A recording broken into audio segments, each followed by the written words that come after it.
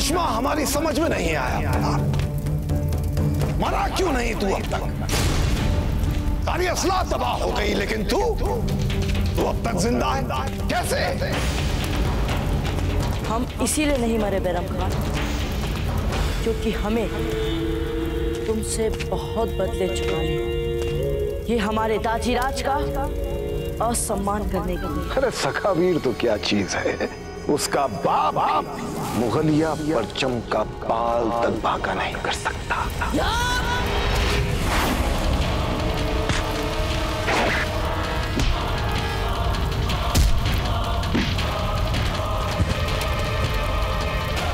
और ये हमारी मातृभूमि पर अधिकार करने का तो स्वप्न देख रहे। न रहेगा वीर और न बचेगा प्रताप। बचेगा तो सिर्फ चित्तौड़ के किले पर शान से लहराता मुगलिया परचम।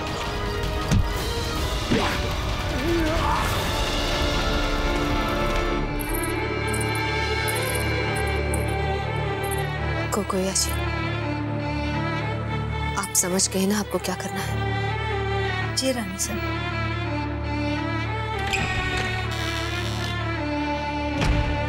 वैसे रानी साहब, मैंने अपने आप को हर परिणाम के लिए तैयार कर लिया है।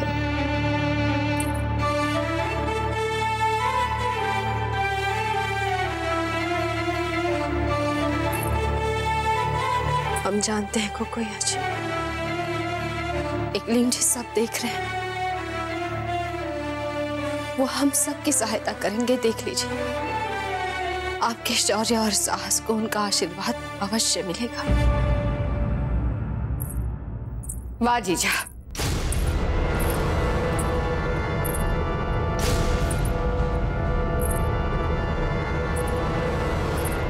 सारी प्रजा और परिवार के सामने देश प्रेम का ढोंग जी तो खटता है। वे सब यहाँ होते तो आपके व्यक्तित्व का ये रंग भी देख पाते। माना कि संकट की घड़ी में घिर गए हम सब, पर उससे निकलने का कोई ढंग का हल निकालने के बजाय आप हमारी मर्यादा और मेवाड़ का सारा धन सुल्तान सिंह को सौंप रही है। क्यों जीजा, आप पर कोई आंच ना है, आप बच जाए इसलिए ना। आज हमें लुटाते समय चुप क्यों खड़ी हैं जीजा? कुछ बोलेंगे नहीं आप? हम भी तो देखे तनिक, सुल्तान सिंह को सारा राजकोष देने से पहले अपने लिए कोई स्वर्ण निकाल तो नहीं लिया आपने?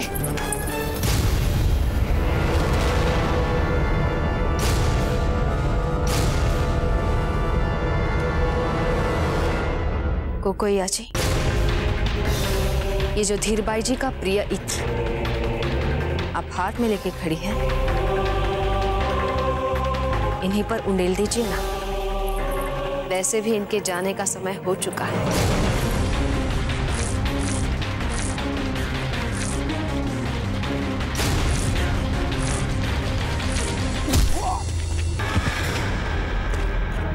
और ये हमारे मित्रों को मारने का षड्यंत्र रचकर उनकी मृत्यु के लिए हमें बिना बात दोषी बनाने के प्रयास किए।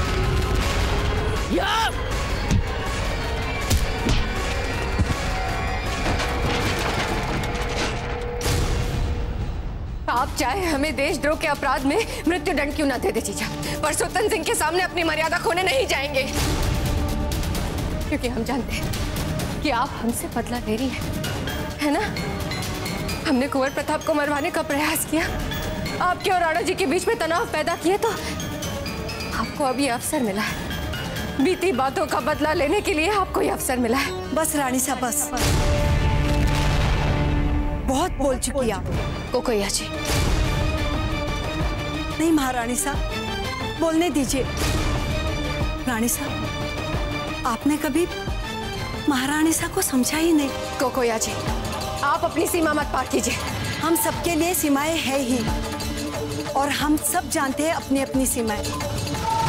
पर रानी साहब, आप आज जान लो कि सच क्या है। सच यही है कोकोया जी कि जीजा सुल्तान सिंह को हमें सौंपने के लिए अपना मन बना चुकी है। नहीं, ये सच नहीं है। महारानी साहब ने आपको सुल्तान सिंह के पास भेजने का कभी सोचा नहीं था। आपके मान मर्यादा को बचाने के लिए अगर बीच में मैं नहीं आती तो ये स्वयं जा रही थी सुरतन सिंह के पास आपके भेष में।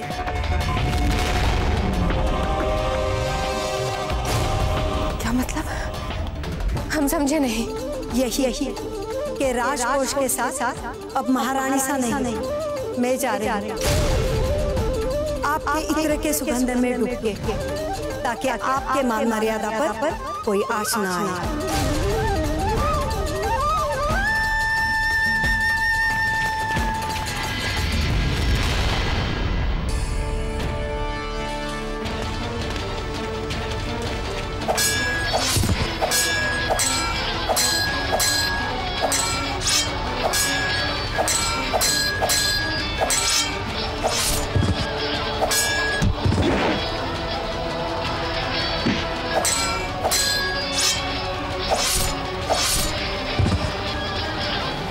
तो ये योजना बनाई थी महारानी सा ने सुरतन सिंह से निपटने के लिए।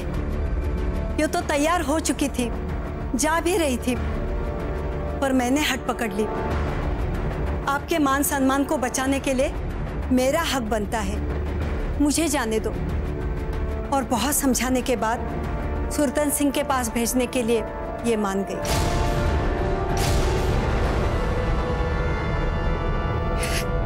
कुकुया जी, हम जानते थे कि हमें संकट में फंसा देखकर कोई चाहे माने या ना माने आप हमें बचाने अवश्य आएंगी। आपने हमें सदा बचाया है और इस बार हमारे लिए इतना बड़ा बलिदान देकर आपने एक बात साबित कर दी कि आप हमारी सभी दासियों में से सबसे सर्वश्रेष्ठ दासी हैं। रानी साहब, मैं ये किसी मान सम्मान के लिए नहीं कर रही हूँ। मैं इसलिए अपने प्राण लुटाने जा रही हूँ ताकि आपको ये बात समझ में आए कि जो अपनों के लिए अकारण ही षड्यंत्र बुनता रहता है उसे कितना बड़ा मूल्य चुकाना पड़ सकता है। बस इतनी सी बात भी अगर मेरे प्राण देने से आपके समझ में आ जाए तो हमें लगेगा कि हमारा बलिदान व्यर्थ नहीं गया।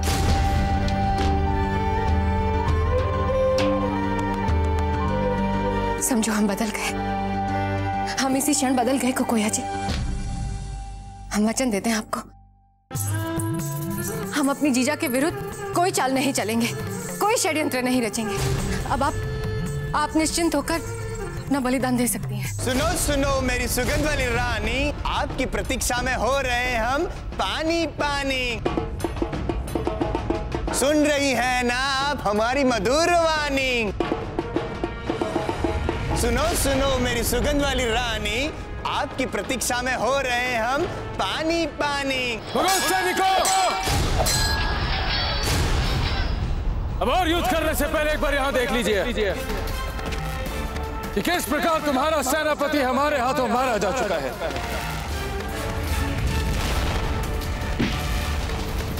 आपका प्रधान सेनापति काले खां भी मारा जा चुका है। अब सबका नायक बैरम खान भी रणभूमि छोड़ के भाग चुका है।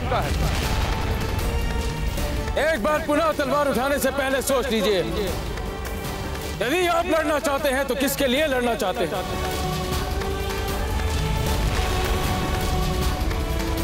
और क्या तुम्हारे जीतने की संभावना है भी? क्योंकि ये भूमि हमारी है, ये जंगल हमारा है। देख लीजिए अपने चारों ओर किस प्रकार हमारे गांव वालों ने आपको घेर रखा है। देखिए चारों ओर।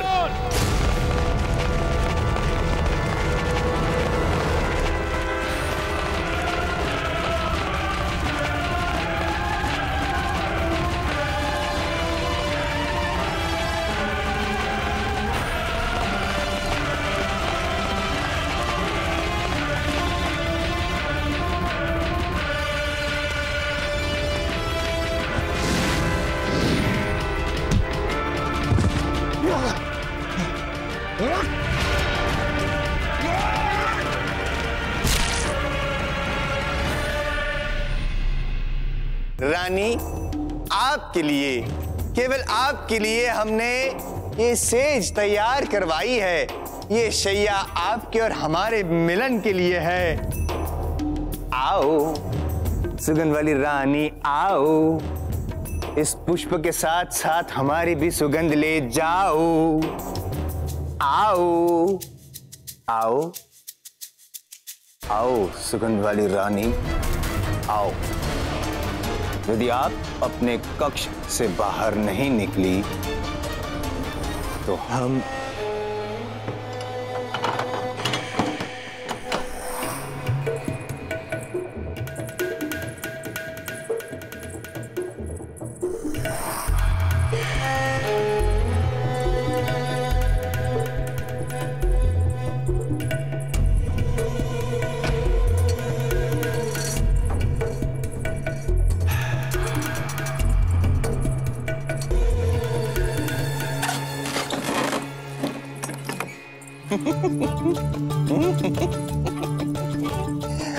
आ गया मेवाड़ का राजकोष आज, जिसकी प्रतीक्षा थी, जिसकी अपेक्षा थी, मेवाड़ का राजकोष।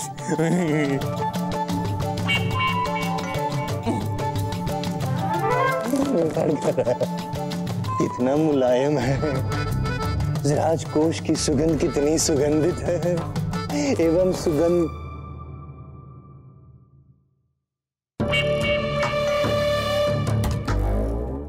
वाली रानी नहीं आई तो राजकोष आया। सुगंध वाली रानी। कुकुया जी, जब इतिहास में दासियों के बारे में लिखा जाएगा तो आपके बारे में स्वर्ण अक्षरों में लिखा जाएगा।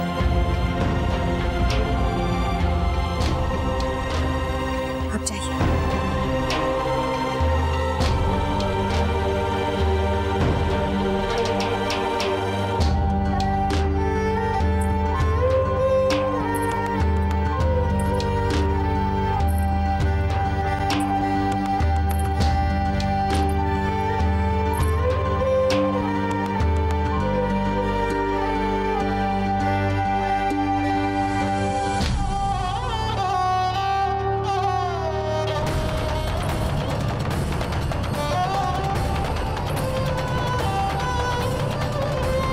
राजकोष का खजाना आ गया, किंतु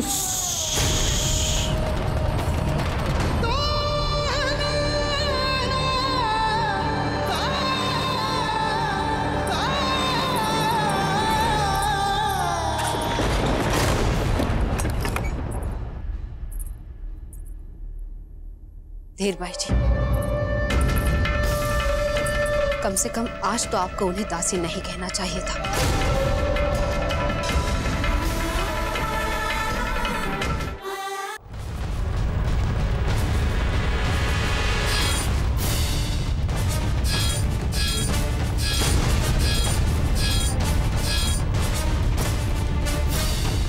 राणा खेताजी, और प्रताप बैरम खान को मारने के लिए अकेले गए हैं। हमें उनकी चिंता हो रही है। आचार्य जी, हमारा यहाँ का काम समाप्त हो चुका है। अब हमें कुंवर प्रताप की सहायता के लिए चलना चाहिए। उचित कह रहे हैं।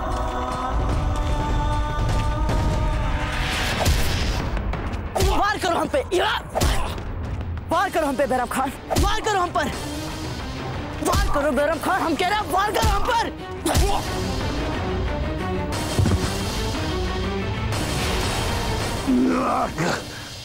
और सबसे बड़ा बदला तुमसे कृष्णा की कायरतापूर्ण हत्या कर लेना है बैरम खान।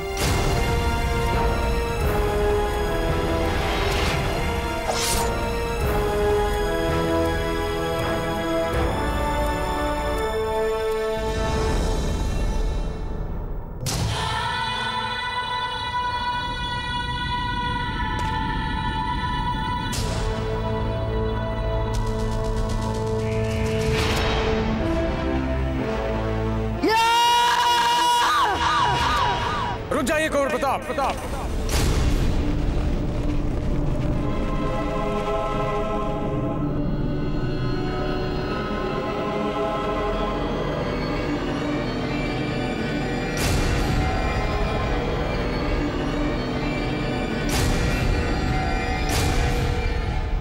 इस राक्षस का अंत अपने पूर्वज बप्पा रावल की इस पूजनीय तलवार से कीजिए और लिख दीजिए इस तलवार पर इस बैरम खान का नाम, जो हमारी मातृभूमि को अपनी मुगल सल्तनत में मिलाने का सपना देख रहा था।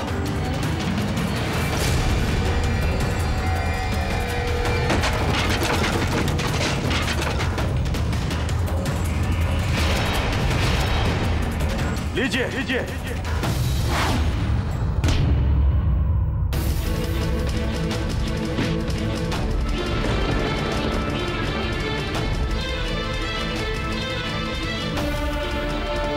इसकी सेना तो पहले ही पराजित हो चुकी थी और अब इसे मारकर इसके बादशाह तक दृढ़ संदेश पहुंच जाएगा कि इस वीर भूमि पर, मेवाड़ पर, राजपूताना पर मुगल ध्वज फहराने का स्वप्न देखना बंद कर देना चाहिए।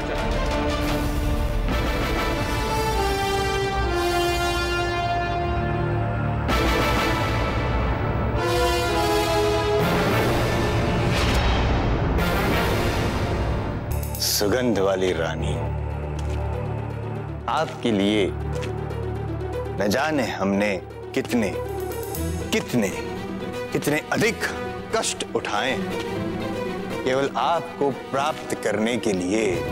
आपकी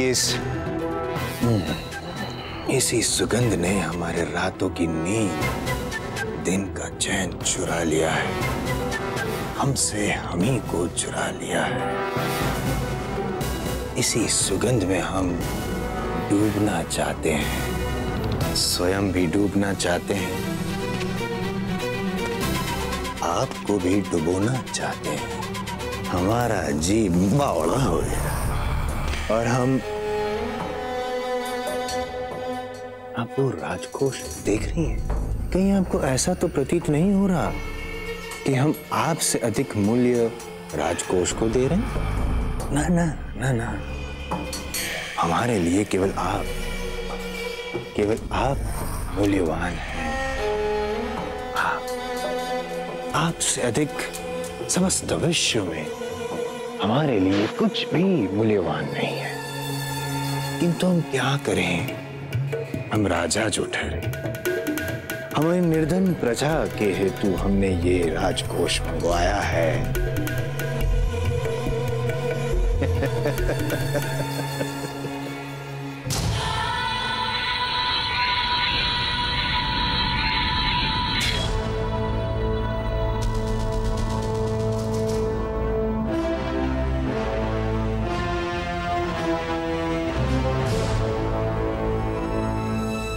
जलाल, जो जंग आपके खान बाबा ने शुरू की, हमें पूरा यकीन है उसे आप अंजाम तक जरूर पहुंचाओगे। हमें इस बात की खुशी है कि हम अपने बादशाह के दिल में अपनी जगह बनाने में कामयाब हुए। बैरम खान का नाम मुगलिया सल्तनत की तवारीख में सुनहरी हरफों से लिखा जाएगा, चाहे मौत भी आ जाए कोई गम नहीं। मार प्रताप, मार।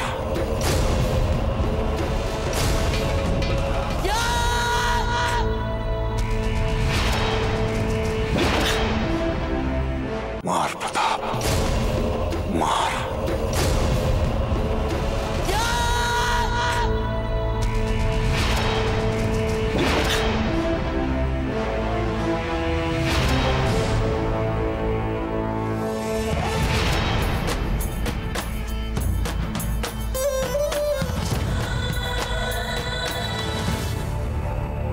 क्या हुआ प्रताप? रुक क्यों गया? मार हमें।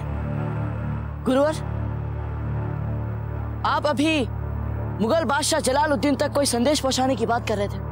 कह तो रहे थे गुरुवर, क्यों ना हम वो संदेश जलालुद्दीन तक उसके इस टूटे हुए, इस हारे हुए सेनापति के रूप में ही भेज दें। नहीं प्रताप, तुम हमारे साथ ऐसी ज्यादती नहीं कर सकते। मार दो हमें। बैरम खान, तुम्हारी आंखों में हारे हुए अपमानजनक जीवन की कल्पना तक से डर को देखकर हमने तुम्हें मारने का विचार त्याग दिया। नहीं प्रताप, नहीं। ये हार और आत्मग्लानि के साथ जीने के लिए तुम्हारा भय किसी भी प्रकार की मृत्यु से अधिक बड़ा दंड है बैरम खान, जिसका बोझ तुम्हें जीवन भर ढोना पड़ा। प्रताप, तू हमारे साथ ऐसा जुल्म नहीं कर सकता।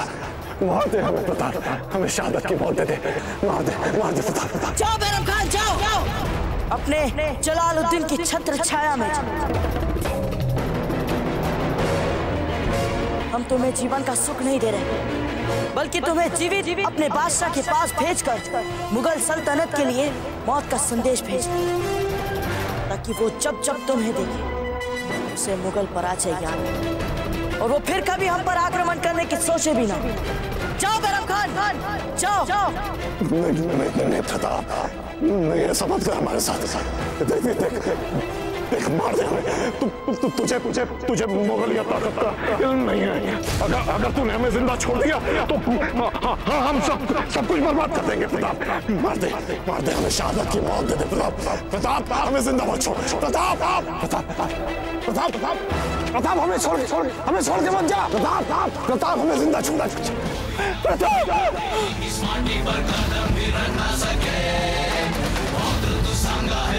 जो जागा है खाती जो बुझ ना सके, देख प्रताप को शत्रु डरे चले तलवार जो शत्रु मरे जीवन समर्पण है देश को